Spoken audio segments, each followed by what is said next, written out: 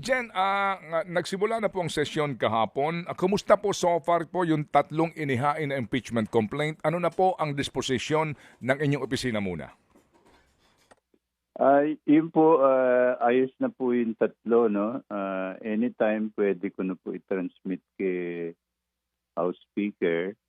Ang binibigyan ko lang po ng time ngayon ay yung mga nag-request na House members na kailangan pa nila ng kaunting panahon, pag-aralan yung mga tatlong complaints na pinail earlier. At of course, they are also planning to file another complaint, no? Yun po ang tinatawag nating fourth complaint na ang gusto po nila ay foolproof na complaint at maaari po na mas marami yung nag-endorse.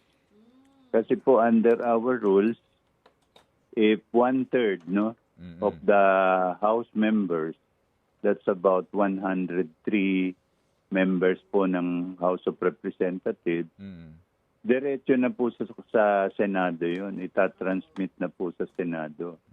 Pagka nakuha nila ang 103 signatures or endorsers ng kanilang complaint. So, maaring ganun po yung balak ng iba nating House members. Opo, that's really a new development. Ano po, kasi ngayon nagbigay ho kayo ng detalye na yung third mode ang pwede pong gawin nito pong mga kongresista na kumausap po sa inyo.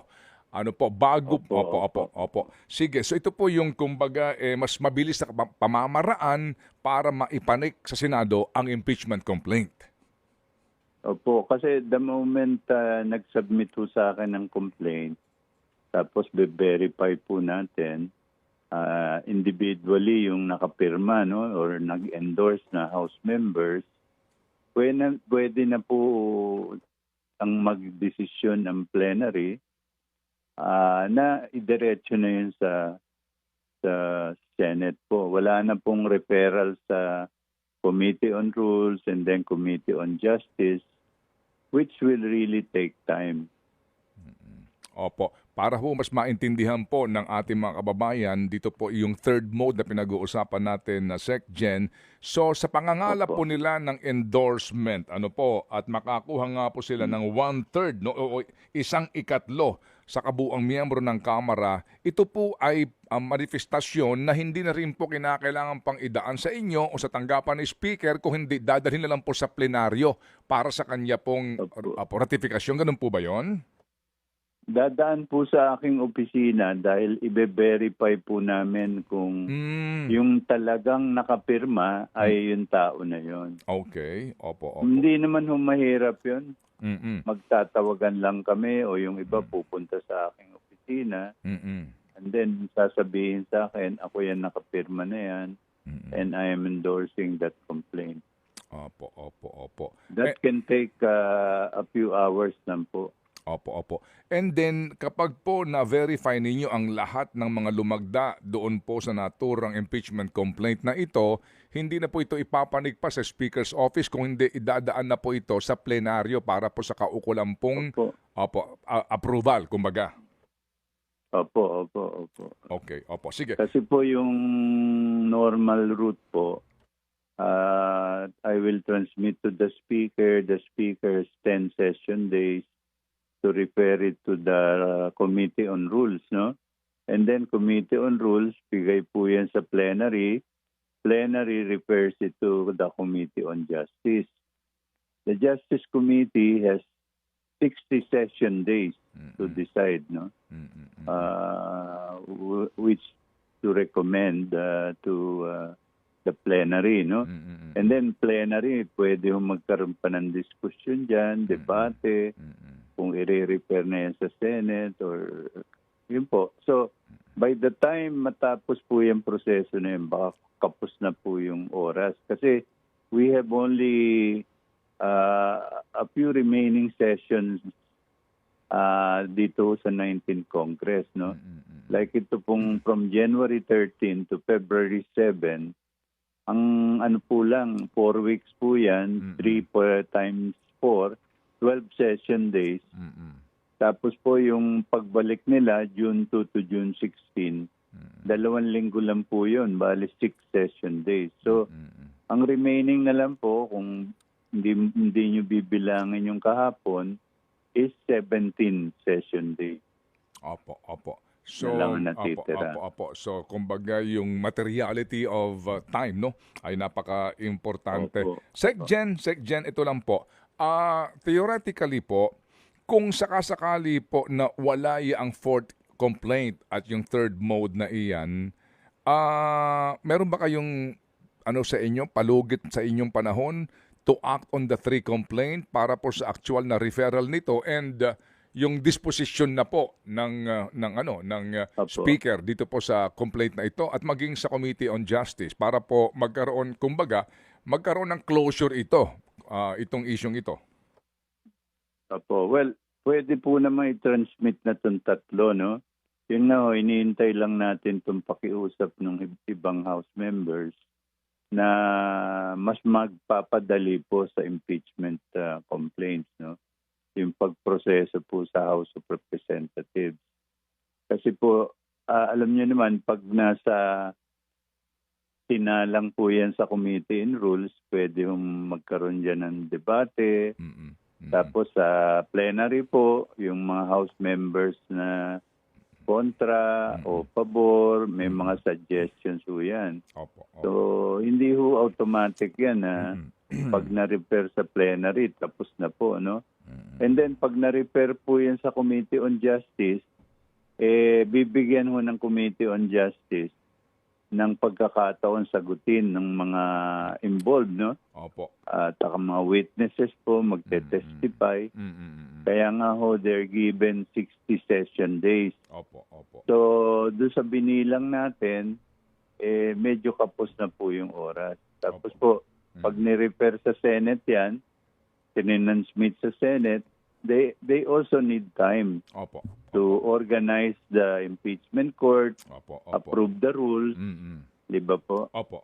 So, yun yung yung time frame na yon, parang mahirap mangyari dito sa 19th Congress, which will officially end by June 30, no?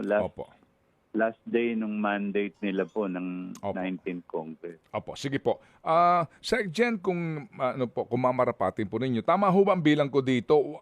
105 yung 1/3 sa kasalukuyan pong members ng House? 105? Ang bilang po namin is 102 point something. So, ni-round up namin po 103. Okay, sige po. Yan ho bang 103 na yan? Again, kung mamarapatin po ninyo, meron po bang ngayon bilang na? Meron na ba kayong hawak na bilang? Ilang kongresista itong nakikiusap po sa inyo na pwede po mangalap po ng 103 na lagda? Meron na bang bilang ngayon? Well, ang nasabi ko po earlier, mga 10 to 12 silang nakikiusap sa akin. And I expect more House members to talk with me about this, no? In the coming days, no?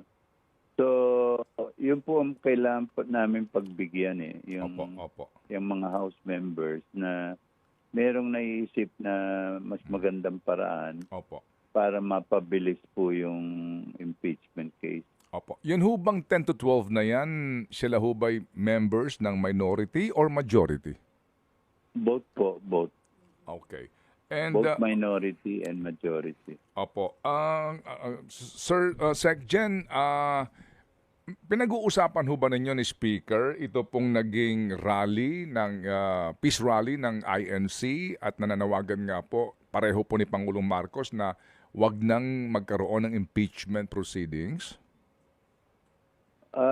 Hindi ho kami pa nakapag-usap tungkol dyan because alam niyo naman may session ho kami kahapon. But na-monitor naman namin, no, na sinasabi nila it's non-political daw at gusto na lang magkaisa, no. Nakikisa naman ng Congress sa call na yon, no.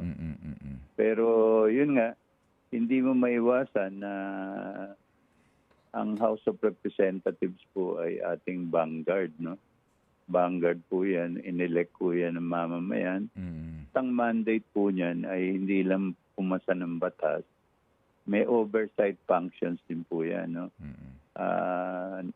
Tinitignan po nila kung tama yung, kunyari, o ginagawa ng mga government officials, yung paggamit po ng kanilang pondo, kung naaayon ho yun sa batas.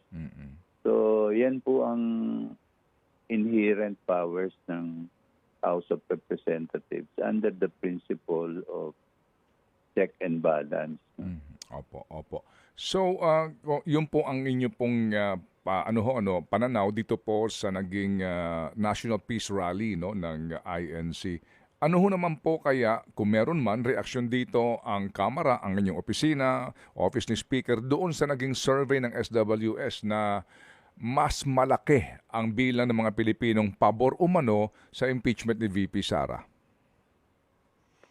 I think yun yung nag-encourage dito sa mga House members to talk to me and say, wait for our complaint, no, or wait for the fourth complaint that we will endorse.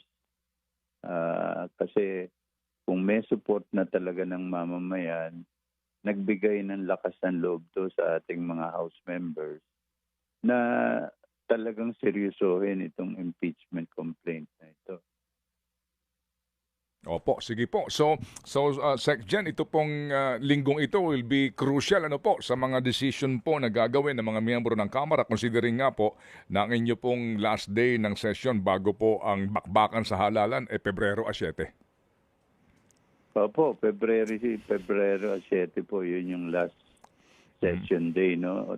At by practice po kasi, nag-e-end ang session, not necessarily on Friday, February 7, pero Wednesday pa lang po nag-a-adjourn na.